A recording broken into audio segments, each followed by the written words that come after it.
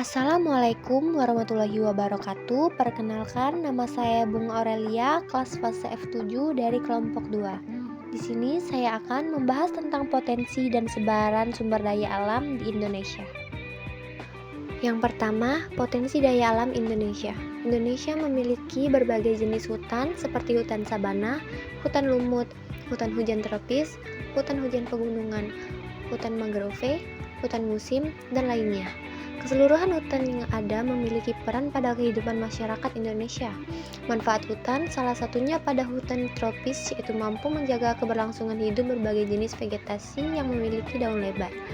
Pada hutan tropis juga terdapat pohon rotan yang memiliki nilai tinggi dan banyak diminati sebagai komoditas ekspor. Jenis hutan yang ada di Indonesia. Kehutanan. Yang pertama, hutan hujan tropis. Hutan yang di dalamnya terdapat berbagai variasi tumbuhan dan memiliki kerapatan yang tinggi disebut hutan hujan tropis. Sinar matahari tidak bisa mencapai permukaan tanah dan memiliki suhu bulanan di atas 18 derajat. Yang kedua, hutan musim. Hutan campuran pada daerah yang memiliki curah hujan tahunan 1.500 sampai 4.000 per tahun disebut hutan musim. Jumlah bulan kering berkisar 4 sampai 6 per tahun. Pada musim kering, pohon yang ada di hutan musim beradaptasi dengan menggugurkan daunnya atau mengurangi penguapan agar dapat tetap hidup dan berkembang. Yang ketiga, hutan hujan pegunungan. Hutan ini memiliki pohon-pohon yang senantiasa hijau dan tidak pernah menggugurkan daunnya. Selain itu, hutan ini memiliki kerapatan tumbuhan yang tinggi. Contohnya, rasamala, pinus, damar, dan jemuju. Keempat, hutan sabana. Hutan dengan mayoritas tumbuhannya berupa semak belukar dan diselingi padang rumput dan tanaman berduri disebut hutan sabana. Tumbuhan yang tumbuh di hutan ini mampu tumbuh meskipun dengan curah hujan yang rendah. Kemampuan tersebut dapat dikarenakan tubuh tumbuhan dapat menyimpan air.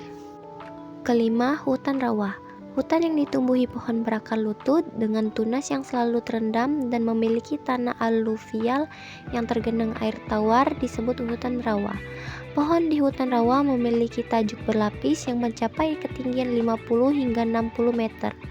Contoh tumbuhannya seperti pohon jelatung, rengas, resak, serta ramin. Keenam, hutan mangrove. Formasi hutan khas tropika adalah jenis hutan ini. Hutan mangrove terdapat di pantai berlumpur, sedikit berpasir, dan tenang. Pohon yang mendominasi pada hutan ini yaitu bakau. Terbesar di pantai Sumatera, Papua, Jawa, Bali, Maluku, dan Kalimantan. 7. Hutan gambut. Daerah beriklim tipe A dan B yang memiliki tanah organosol atau histosol banyak ditumbuhi hutan gambut. Hutan jenis ini memiliki pH rata-rata 3,5 sampai 4,0 dan selalu digenangi air tawar secara periodik. Yang kedelapan, hutan lumut. Hutan lumut yang ditumbuhi menutupi muka tanah dan batang pohon disebut hutan lumut. Hutan ini ada pada daerah dengan ketinggian di atas 1000 mdpl seperti di wilayah Papua, Kalimantan, Sulawesi, Jawa, dan Sumatera. B. Kelautan. Indonesia merupakan negara yang terkenal dengan sebutan negara maritim. Wilayah Indonesia sebagian besar berupa perairan dengan luas laut 5,9 juta kilometer. Indonesia juga negara nomor 2 dengan garis pantai terpanjang yaitu 95,161 km setelah Kanada. Hal ini meliputi hutan mangrove, terumbu karang, dan padang lamun. Potensi sumber daya kelautan Indonesia terbagi menjadi dua, yaitu potensi sumber daya alam kelautan yang dapat diperbarui dan tidak dapat diperbarui. Potensi sumber daya alam kelautan yang dapat diperbarui terdiri atas potensi kelautan, hutan mangrove, dan potensi bioteknologi. Jenis potensi lautan yang dapat diperbarui dan tidak dapat diperbarui. Yang pertama, potensi hutan mangrove. Hutan mangrove adalah hutan yang tumbuh di sepanjang pantai atau estuari pada daerah tropis yang dipengaruhi oleh pasang surut air laut. Hutan mangrove bermanfaat dalam segi fisik, penguatan ekonomi, dan biologi. Dalam segi fisik, hutan mangrove dapat mencegah erosi, abrasi air laut, mengolah limbah beracun, dan lainnya. Kedua, potensi perikanan. Potensi sumber daya alam yang dapat diperbarui berupa potensi perikanan tersebar di seluruh pesisir di wilayah Indonesia. Potensi yang tinggi ini baik dari jenis keanekaragamannya hingga jumlahnya. Hampir seluruh wilayah Indonesia memiliki potensi perikanan pelagis. Ketiga, potensi lamun. Lamun merupakan tumbuhan yang sepenuhnya sudah beradaptasi dengan terendamnya air laut. Lamun ini dapat mencapai kedalaman 4 meter, pantai dengan lumpur, pecahan kerang, kerikil, dan pasir merupakan daerah tumbuhnya lamun. Setelah itu, daerah pasang surut juga menjadi daerah tempat tumbuhnya lamun. Keempat, terumbu karang. Bangunan kapur yang diciptakan oleh jasad hidup seperti alga berkapur dan karang batu disebut terumbu karang. Keberadaan sumber daya alam ini sangat penting untuk mendukung keberlangsungan hidup manusia. C. Pariwisata. Indonesia merupakan salah satu negara kepulauan dengan berbagai suku, bahasa, ras, budaya, agama, dan berbagai keindahan alam yang dapat dijumpai. Keberagaman yang ada di Indonesia menjadikan Indonesia menjadi salah satu negara yang kaya akan budaya. Dengan keragaman yang ada di Indonesia, menjadi negara dengan tujuan pariwisata setiap tahunnya. Sumber daya yang ada di Indonesia sangat mendukung untuk pengembangan pariwisata. Sektor pariwisata merupakan sektor yang menjanjikan dalam mendatangkan devisa dan mencapaikan lapangan kerja. Pariwisata adalah segala aktivitas wisata yang didukung dengan sarana prasarana untuk kepentingan hiburan atau kepentingan pribadi lainnya. Potensi pariwisata Indonesia diuraikan di bawah ini. Yang pertama, wisata alam. Kegiatan rekreasi yang memanfaatkan keberadaan sumber daya alam secara alami maupun dengan budidaya disebut wisata alam. Contoh dari wisata ini yaitu wisata petualangan, bahari, dan ekowisata. Kedua, wisata budaya. Kegiatan rekreasi dengan tujuan untuk memperkaya dan memperluas sudut pandang hidup manusia tentang budaya, adat istiadat, keadaan rakyat, perilaku, dan kebiasaan disebut wisata budaya. Wisata ini meliputi wisata sejarah atau situs purbakala dan candi, kuliner, wisata kota atau desa, dan warisan budaya lainnya. Ketiga, wisata buatan. Kegiatan rekreasi dengan tujuan, cara, upaya, aktivitas, dan pengaruh manusia disebut wisata buatan. Ini berkaitan dengan hasil kreasi manusia. Wisata ini mencakup wisata olahraga, taman liburan, pameran karya, dan lainnya. D. Tambang. Indonesia merupakan salah satu negara yang terletak dalam kawasan Ring of Fire. Posisi Indonesia yang terletak di pertemuan lempeng Eurasia, lempeng Indo-Australia, dan lempeng Pasifik menjadikan Indonesia memiliki banyak gunung berapi. Magma yang keluar dari perut bumi pada wilayah Ring of Fire mengandung berbagai logam berharga. Oleh karena itu, Indonesia menjadi salah satu negara dengan potensi bahan tambang yang melimpah. Pertambangan adalah kegiatan pengambilan endapan bahan galian berharga dan bernilai ekonomis dari dalam kulit bumi, baik secara mekanis maupun manual yang terletak di permukaan, di bawah permukaan bumi, dan di bawah permukaan air. Berdasarkan wujudnya, barang tambang dibedakan menjadi 3, yaitu padat, cair, dan gas.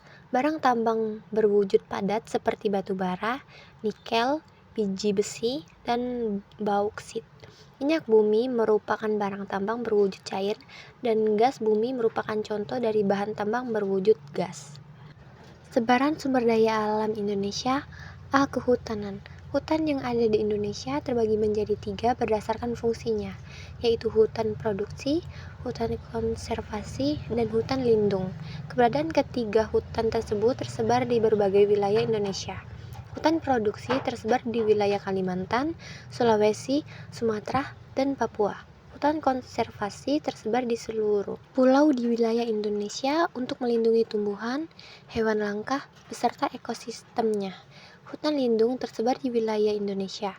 Hutan lindung salah satunya ialah Hutan Lindung Liang Anggang, Banjarbaru, Kalimantan Selatan. Keberadaan hutan-hutan tersebut harus tetap dijaga untuk menciptakan lingkungan atau alam yang tetap seimbang. Hutan di Indonesia memiliki banyak jenis. Berdasarkan jenisnya, hutan tersebar di seluruh Indonesia. Hutan hujan tropis tersebar di Pulau Sumatera, Kalimantan, dan Papua. Hutan musim tersebar pada Indonesia bagian tengah yaitu Jawa dan Nusa Tenggara. Hutan hujan pegunungan tersebar di wilayah Sumatera, Kalimantan, Sulawesi, dan Papua. Hutan sabana tersebar di Sumba, Flores, dan Timur. Hutan rawa yang tersebar di sepanjang pantai timur Papua, Sumatera, dan Kalimantan. Hutan mangrove yang disebut juga dengan hutan payau, hutan pasang surut, kiutan bakau, atau hutan pantai tersebar di wilayah pantai Sumatera, Jawa, Bali, Kalimantan, Maluku, dan Papua. Hutan gambut tersebar di wilayah Kalimantan Barat, Papua, Riau, Sumatera, dan Kalimantan Tengah. Hutan tersebut rawa akan bencana kebakaran lahan. Hal tersebut menjadi salah satu masalah di Indonesia. Lahan gambut di Indonesia dapat menyimpan 57 miliar ton karbon. Hutan lumut tersebar di daerah dengan ketinggian di atas 1000 mdpl yang meliputi wilayah Sumatera, Jawa, Kalimantan, Sulawesi, dan Papua. B. Kelautan. Sebelah barat Sumatera terdapat ekoregion Samudra Hindia. Ekoregion tersebut terdiri atas 4 cekungan sedimen dengan keberagaman habitat pesisir laut yang tinggi dan potensi migas, serta sebagai tempat wisata. Sebelah selatan Jawa terdapat ekoregion Samudra Hindia. Sebelah selatan Jawa, ekoregion tersebut terdiri atas 2 cekungan sedimen dengan potensi migas, keragaman hayati yang tinggi, dan di Pelabuhan Ratu memiliki air laut dalam atau deep sea water. Ekoregion Selat Malaka. Ekoregion tersebut memiliki keragaman hayati, potensi migas, jalur pelayaran internasional, dan wisata bahari. Wisata bahari tersebut yaitu Pulau Bitan. Ekoregion Laut Natuna. Ekoregion ini memiliki 3 cekungan berpotensi migas, memiliki keanekaragaman hayati dan kekayaan jenis ikan. Ekoregion Selat Karimata. Ekoregion tersebut mempunyai 2 cekungan yang berpotensi migas, wisata bahari, Pulau Bangka dan Belitung, tambang timah, Pulau Bangka dan Belitung, dan hutan mangrove yang berkondusif terletak di pesisir Kalimantan Barat dan Sumatera Selatan. Ekoregion Laut Jawa. Ekoregion ini memiliki tujuan cekungan berpotensi migas, memiliki potensi perikanan yang tinggi, dan memiliki beberapa ekosistem. Ekoregion Laut Sulawesi. Pada ekoregion ini terdapat 3 cekungan berpotensi migas dan memiliki potensi perikanan yang cukup tinggi. Ekoregion Selat Makassar. Ekoregion tersebut memiliki 4 cekungan berpotensi migas, tempat wisata Takabonerate dan deep sea water, perikanan, kakap merah dan ikan terbang, dan keanekaragaman hayati yang cukup tinggi. Ekoregion Perairan Bali dan Nusa Tenggara. Ekoregion ini memiliki 6 cekungan berpotensi migas, potensi perikanan, memiliki hutan mangrove, terumbu karang, kawasan konservasi perairan terluas, dan taman nasional, serta pintu keluar bagi arus lintas Indonesia atau terusan timur dan selat Lombok. Ekoregion Teluk Tomini terletak di antara Sulawesi Tengah dan Sulawesi Utara.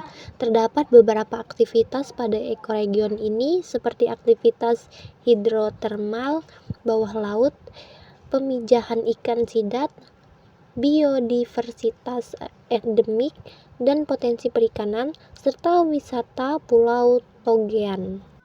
C. Pariwisata. Seperti yang kita ketahui, Indonesia memiliki potensi sumber daya pariwisata. Sumber daya pariwisata tersebar di berbagai wilayah Indonesia. Yang pertama, Sumatera. Di daerah ini terdapat pariwisata Taman Nasional Gunung Leuser, Danau Laut Tawar, Rantau Perapat, Danau Toba, Brastagi, Danau Minanjau, Danau Singkarak, Benteng For the Coach, Lembah Anai, Danau Ranau, Suaka Alam Waskambas, dan Benteng Marlborough. Kedua, Jawa. Beberapa pariwisata yang ada di Jawa ialah Gunung Tangkuban Perahu, Maribaya, Pangandaran, Pelabuhan Ratu, Museum Geologi, Taman Mini Indonesia Indah, Ancol, Museum Satria Mandala, Museum Gajah, Monumen Nasional. Ketiga, Bali. Beberapa pariwisata yang ada di Bali ialah Pantai Kuta, Legian, Tanah Lot, Danau Batur, Kelukung, Pura Besakih, daerah Truyan, dan berbagai macam kesenian. Keempat, Kalimantan. Di wilayah ini terdapat pariwisata seperti Pantai Pasir Panjang, Danau Riam Kanan, Museum Lambung Mangkurat, Istana Kesultanan Sambas, Taman Nasional Tanjung Puting, dan masyarakat Dayak. Dan yang terakhir, Nusa Tenggara memiliki beberapa tempat pariwisata yakni Gunung Tambora, Taman Laut Gili Air, Taman Nasional Komodo, dan Danau Kelimutu. Itu saja yang bisa saya sampaikan. Jika ada salah kata atau kekurangan dari video saya mohon maaf. Saya akhiri. Wassalamualaikum warahmatullahi wabarakatuh. Terima kasih.